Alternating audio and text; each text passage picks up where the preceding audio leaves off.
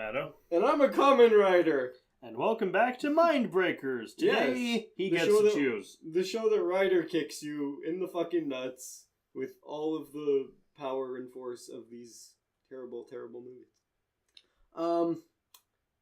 So today, I want to watch something that we kind of haven't, like, we tried to do, we wanted to do, but we couldn't. I want to do America 3000. Oh no! Finally! The cursed review! Yes! No! I want to finally get this done, because you know what? I have faith in us. I have faith that it will actually work this time. Because guys, we've tried to do this movie twice. Twice before. And now, finally right now, I think we can get it done. We have the will. We have the way, and we have the will. In a post-apocalyptic wasteland where a tribe of women rule and all men are either ferals or slaves, one man rises up to free the men. Can they coexist in peace, or will they die in war? Will this recording succeed with peace, or will it die and be deleted for good? This will be America 3000, an outrageous post-nuke adventure. Back to the beginning. Yep. Basically, we're gonna have to go back to the beginning. We've got a shittier poster here. To see if we can actually succeed and put this one down finally for good. Because you know what? It's been fucking resisting arrest. It's been drunk and disorderly. It's been a public nuisance. I don't know what keeps happening to audio files of the recording of this one, but it's cursed. It's fucking cursed. It's fucking cursed. And you know what? Hopefully now we can get it done. So you know what? For you guys, I told you guys to prepare yourselves. And you know what? You best be ready. Because this one, if you guys are actually listening to this, we have achieved it. But question, if they're not listening to this, why are we telling them anything? Guys, if you're out there, please send help. I'm stuck in theta. I require structure gel, and I need to get to the Dunbat. You and your freaking structure gel, man. We need help, dude. Let's just curl up next to the television and let's give this one a gander for the third time. And hopefully, the last time. The last times approach. The end times are near. The sarcophagus is open. We're just trying to delay having to watch the movie at this God, point. It's open! It's open! It is 900 years after the Great Nuke, and the roles of women have changed dramatically. Much to the displeasure of men and mutants. For it's a new kind of war being fought, with a certain kick to it. America 3000. Meet Corvus. He's a scholar. He's a spy. He's a man who falls back into the 20th century and lands the most important job in America. Mr. President. Mr. President? The President! Me for president.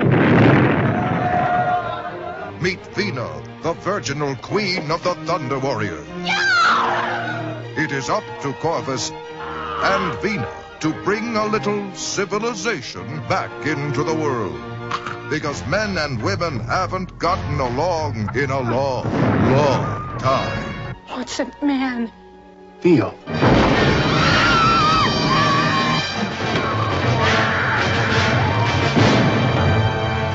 I'm a man. Corvus and Vina. Oh, my. Two lovebirds out to prove that love is the only thing worth nuking for. What a day. America 3000, an outrageous post-nuke adventure. If this is paradise, then take me home. This future is Wagos. It's And- also canon. Yes, this is a canon film. And if you're asking what it's canon with, the answer is yes. Yeah. It's Precisely. canon with everything. It really is. So, 900 years after the Great Nuke just blasted the world, Mhm. the world became Wagos. Yes, Wagos which is being crazy. Well, the new school word for crazy. the Nadsat. It's a strange kind of language that they use in this, but I also really like it. It's very kind of natural. It's like a natural expansion of our slang, but slang from 86. This movie and the last one we watched are both from 86, and I don't know. I like this one a lot more. I don't know if it's because of what you said, the reason that you mentioned, which was purely because of Stockholm Syndrome, because we've watched this 3 times now. But I enjoy this a lot more than I enjoyed this more than Demons 2. This is much higher on my list. So we get some background for the world. Their women are called Fraus. Yep. Frowls. I think there's an L in that. It's something like that. It's very close to Frau, Fraulein. Yeah. And I'm pretty sure it is actually supposed to be Frau. I think that they're definitely in the ruins of California. Yeah, but I mean Fraulein and Frau, with an L, it makes sense because Fraulein. So it's very kind of natural to sort of expand off of that. And then and then men are divided into 3-4 groups. Yeah, Because you have Plugats, which refers to both men as a whole, cavemen and mainly. then the feral cavemen people. Mhm. You have cedars. cedars, who are essentially used for reproduction purposes. You have machos, Those which are slaves. physical labor slaves. Yeah. And you have toys, which are castrated, tongueless guys who just kind of wander around and do stuff. They're like domestics. Mm-hmm. I much. forgot about toys actually. That Yeah. makes 4 of them. But toys, they cut out their tongues and they might as well spay and neuter them. Then they do neuter them. They castrate them. Yeah, exactly. Well, neuter them all because they're all male. So we start with a group of Fraus have captured a bunch of Plugats, and they're assigning what they're going to be, machos or cedars. Mm-hmm. They've got them all in bonds and everything. tied in But hands. two manage to escape, steal a horse, and flee. Mm-hmm. That's Gratz. Gruss. Yeah, Gruss? Gruss and Corvus. Gruss and Corvus, Yep. yeah. I heard Gratz for some reason. I remember, I'm glad we rewatched this, because I remembered 0 from the last time. Last 2 times. Yeah, I remember Negia thing from the last thing, and I couldn't find my old notes. I really wished that I had that book. Mm. But they end up escaping. They cause a huge problem, ruckus, and they end up in the Contams. Yeah, they run all the way back to the male camp, which is it's called Camp Reagan. There's not a male camp yet. They go to the Contams, and then there we just time jump 10 years, and they found a male camp. Oh yeah, they after Corvus after to Grouse finds a hat. Yeah. A top hat like you would in Fallout, just takes and puts it on. And all the men build the wall, like and, Trump. And Corvus finds a book and learns to read. But it's not a very good wall. It's made out of stacked crates. Probably like the wall Trump would actually make if given the chance. Oh, for sure. It's definitely made by the Trump. If he had to do it himself. Yeah. But, they end up finding a book of, ABCs. Yep. And Corvus takes this, and he starts to read it a little bit at a time. Because, of course, starting from scratch. And learns that he is, in fact, a man. Mm-hmm. He finds the letter M, and it's this spells man, and there's a picture of a man, and he's like, man, I am a man. Then we cut to essentially what's basically a food convoy of Fraus that gets attacked by Plugats who throw rocks at them. And the Tiara, that is the leader of the Fraus, whose name I cannot remember. It was, I'll check. I got my phone. I'm on the IMDb page right now. Oh, okay, check that out then. I think it was Vina. No, Vina's the daughter. Raya. Oh yeah, it was Raya. Raya gets killed. Mm-hmm. Tells her daughter Vina, who is played by Laureen Landon, Mm-hmm. who you may know from Maniac Cops 1 and 2. Yeah, she's really good in this. Tells her she's Tiara, but Lekella wants to be the Tiara. So she's... Yeah, she shows up from another camp along with Morha. Yeah, Morha and... I think... It's Morha and her group and Freya. And and Freya. So we get a bit of... And Morha wants to... She's from Kansas and wants to rule all the tribes. Mm-hmm. And we also meet... She's Stephanie McMahon crossed with a Heather. Yeah. She's Heather McMahon. We also meet the movie's best character, Ark the Awful. Yep. Who is just... I call him Harry. He's a big Sasquatch man. He's like from those Bigfoot beef jerky commercials. Mr. Harry Awful. And they're training, and he's basically he's the combat test. How long can you survive in a ring with him? Yeah, and most people just get their asses chucked out. And yeah, he breaks a mace and laughs. He loves his job. And he's just like he's like basically just like spinning around a skull on his finger. He's like the most like awesome character. Yeah, he's great. He's like he says nothing. He says 0 words. No, he says roar. That's the only thing he says, but it's a sound. He's just roaring constantly, and like oh god, he's adorable. He's my favorite thing. So he puts on a little army helmet eventually and starts like they get attacked. The men now is what they're calling themselves. Mm-hmm. Decide let's attack the city because they're having a celebration for the crowning of Vina as the new Tiara. Mm-hmm. So once they're all drunk, the men storm in, steal a bunch of food and weapons. Mm-hmm. Corvus goes for the eats, and Grutz goes for the weapons. The weps. And while leaving, they free everyone, and Arg. And Arg's brilliant idea is to steal the hand cranked alarm and just crank it laughing. Which obviously leads to... Well, it's a great plan. They have to escape really quickly now because everyone's awake. Uh-huh.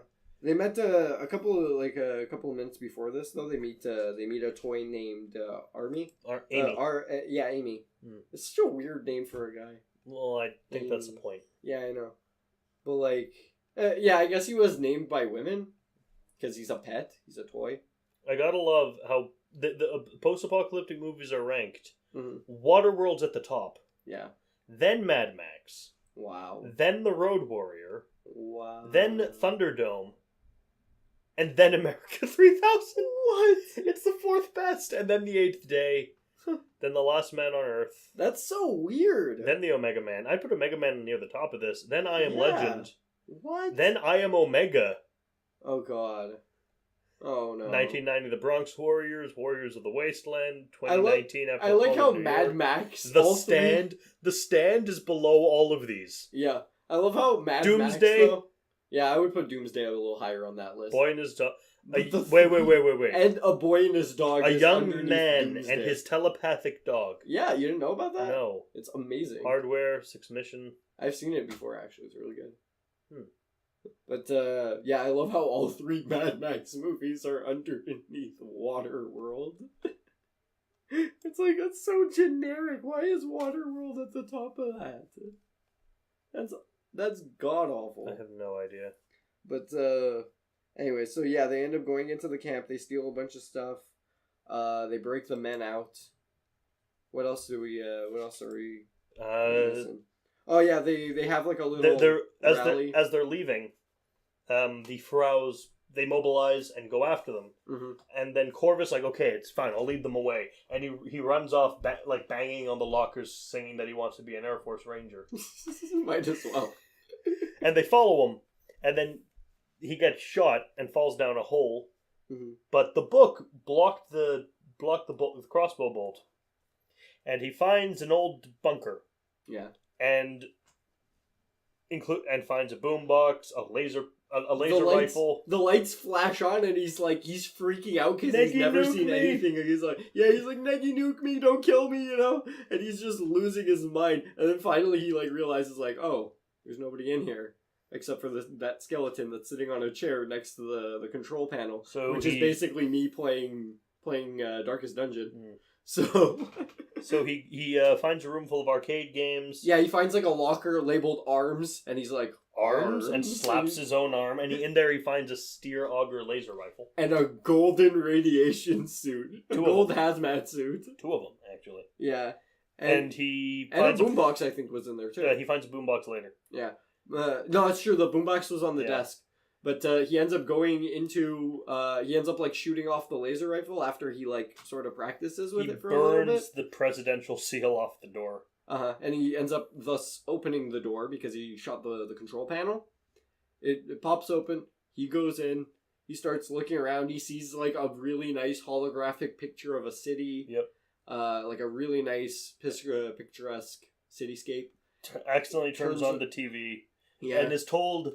and a video is meant for the president talks about, oh yeah, sorry, the nuke reports were they weren't real. We made a mistake, but we nuked the Russians, and we preemptively reacted, and with our nukes. World War III is our fault. Mm-hmm. Yeah. And sorry, but we won. We want you to come out of your bunker one day and sort of lead the world into a better tomorrow. And he's like, President. No president. Negi president. I Corvus. President no here.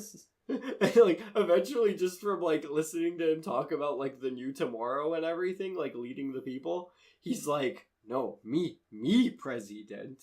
I am president. He puts on the radiation suit. Yes. Is scared by a boombox full of hair metal, but decides he likes it. This is when the movie really starts. This is the true beginning. And then he rides off on a white horse with an American flag draped over it. Oh yeah. To be mistaken by the toy keeper called Lels, who's wandering the desert for some reason. And he got Grutz's horse. Yeah. Grutz, by the way, is wearing a top hat that he found. Gruss. I keep saying Gruss because I wrote He's not the Black Swordsman. Yeah, Gruz. It's Grutz, the back with the Black Swordsman. The top hat swordsman. But, he ended up finding, a top hat the same time he found the book. He gets his horse back. He ends up riding it all the way back. A bunch of grenades, too, he finds. He tricks Lels into thinking Lels mistakes for the president, and he sends Lels off to make a meeting with Vina. Yeah. He shows the guys how to use... he also finds a War World comic book, and shows the people how to use grenades. Well, yeah, because it depicts, it shows a guy tossing a grenade in the comic, step by step. We can only imagine that the corpse he finds in the bunker was the president. Assumably, but the guy was presumably the president got there, and that's the only person who was there, and he was sitting at the controls he knew what he was doing. Either that, or he never make it, and it was just a guy sent there to, man his post. Yeah. And just sort of, send out signals from a secure location, but he ended up just being there way too long and died. But, he ends up taking all that stuff. Lels, by the way, is, an old man in, monk robe. Yeah. Basically, and he just sort of, preaches about the coming of the president. Yeah. And eventually he ends up actually, meeting Corvus, and, he's amazed by him, because, he's just glowing like a god on this horseback with an American flag draped over it. He sets up the meeting, and the president comes that night. Mm-hmm. Well, Corvus comes, and they set up this whole thing, and they have a scarecrow made of one of the spare hazmat suits. Yeah, and the other one he uses for They're shooting off fireworks, waving flashlights, and playing the 1812 fire overture. Rockets. Yes. They're shooting off fire rockets. And they're waving flashlights. Yeah. In the meantime, by the way, Vina managed to find the cave and presumably find gunpowder with which he used to make these grenade bolas. Yeah, called Thunder Rocks. She calls them Thunder Rocks. But that's not that important. They come in later, sort of. Mm. So the president says, "Oh, we forgot something." They kidnap. Well, they capture Vina's best friend Layla from the Cedar camp when she was about to she was about to have sex with a guy. Hmm. They captured both of them, and they're holding. And the president says, "We haven't hurt her, but if you agree and come to the meeting, we'll release her unharmed." Yeah. And then he's they blow serious up about this. and He's and then he perfectly blows serious. up. Mm-hmm. And so, okay, yeah, I guess we'll go to the meet. I'll go to the meeting. Yeah. They did stop her from being seated. Yeah. So like they are kind of like they're fighting for their rights slowly but surely. And it's like it's kind of a little bit of a slog seeing like this kind of back and forth between them, but there's a lot of action from like the middle onward. Yeah. So it doesn't really matter. It's mostly just like shooting crossbows and like throwing buzzsaws and stuff. Yeah, a lot of buzzsaws are thrown. But it's so fun to watch just all of them like just being themselves in this weird sort the meeting of happens. setting. Layla goes back to the camp. Yeah. Vina finds out the president is Corvus. Mm-hmm. They talk, then they make love. Mm-hmm. The whole thing's narrated by Gruss, by the way. Yeah, he's like they had no idea what they were doing, but leaders seldom do, and they gotta basically feel leaders have to get a feel for way things. out. Yeah, they gotta feel their own way around. And it's like, yeah, that's cute. Morha tricks the people of the Frisco camp to attack the Plugots. Yep, and they do. Mm-hmm. And the whole battle scene happens. Grenades are thrown, thunder rock, crossbow bolts everywhere, buzzsaws. Oh yeah, it's a sticks, major battle. Throwing all sorts of action. My favorite thing though about it is how like Gruss fights. Gruss fights really cool. He fights like a scoundrel, like a Han Solo type. My favorite like, thing is how Arg just puts on a random World War II helmet. And just runs around grunting and does nothing, and it's great. And he gets his hands on the boombox and he's like loving it. Yeah. I would love for Arg to become president. Just President Harry Awful. He's just wearing the golden hazmat suit, parading around the boombox, blasting Iron Maiden. Oh god, it would be wonderful. I want Leiko to walk up to him and be like, "I'm pushing you for SummerSlam." Arg, arg. Arg, arg. So Morha dies, Lakella dies, a lot of people die. Yeah. Then Amy dies. Before this, they're like, "Man, I am man. No cedar, no macho, no toy, no plugot. Man, you woman." It's really like it's kind of basic, but like I love how basic it is. It's such a strong story because like there's not really too much fluff to it. It's like, yeah, sure, it's got fun little things like Harry and you know the weird stuff with the comic and the bomb shelter and stuff, but like it's all in the spirit of you don't really need too much, you just need love. And the ending is a testament to that, because they basically they throw down their weapons after like basically having like this heated stare off, like, you sold us out, you just harmed and nuked a bunch of us, it's like we should do the same thing with you. And like he's got the knife in his hands and everything. He's like so mad at her. They're just getting so pissed off. But she just they throws make down peace. her knife. They kiss. Everyone throws down their weapons. This one couple, like with crossbows, both of them, like they just one of them shoots the ground, directed basically at the guy, and then the guy shoots the ground like his arrow right next to hers.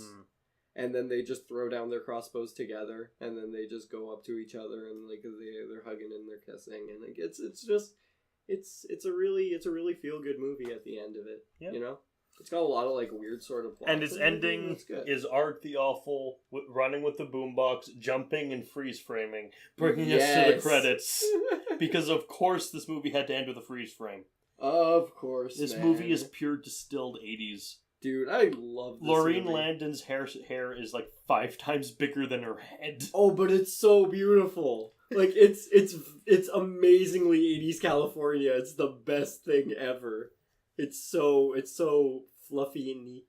It's so pretty. There's not a lot of plot in this movie. No, not really. Not at all. But you know It's- what? It's still worth a watch. It's worth a watch. Oh, it's so good. This was actually on DVD 4-pack with the previously watched Eliminators. Arena, and what's the other one? The Time Guardian, which is as yet not on the wheel because it's not very interesting. That's the thing. They're all bad. These movies, they are all bad. This is probably the best one. But though. Time Guardian is the only one that is boring. Yeah, this is probably like I think this is the only one that I've actually seen from it. You saw Eliminators. Oh yeah, right. I did Remember watch with Eliminators. the guy with the tank for legs? I almost entirely forgot about Eliminators, dude. The guy I had remember zero from Eliminators. I remember less of Eliminators than I remember of this. Like this stood out a lot more in my mind. It's like it's a really good movie. I love this, man. So next week I get to choose. Yeah, but before we Oh leave, yeah, you gotta rate this. you go first. You rate this first. I'll give this 6 steer auger laser rifles out of 10 80s freeze frames. I'm gonna give it 900 years without horrible movies out of. Then we'd be out of a show. Yeah, I guess so. So we don't want that. But that's gonna be only after the Great Nuke. Yeah. Only Dracula, Saint Dracula 3D will survive. Yeah. That'll be the only movie. Out of Arg, Harry the Awful for President. Arg. Arg. And I highly suggest this movie to you guys. Yeah. Guys, go out and watch this. It's worth it. It's fun. I don't recommend everything I watch. And after the past couple of movies that we've seen. One of which was your choice. Oh, come on. American Vampire is your fault and you have no one to blame but yourself. But I don't suggest it to anyone. You suggested it to me and I put it on the wheel and you made me watch it. No, the reason I put it here was so no one else had to watch it. I suffered. I martyred the hell out of myself for that. Anyway, next week we'll be doing something of my choosing. Yes. I'm curious to see what you're going to have, my friend. See you guys all next time. Bye-bye. Ciao.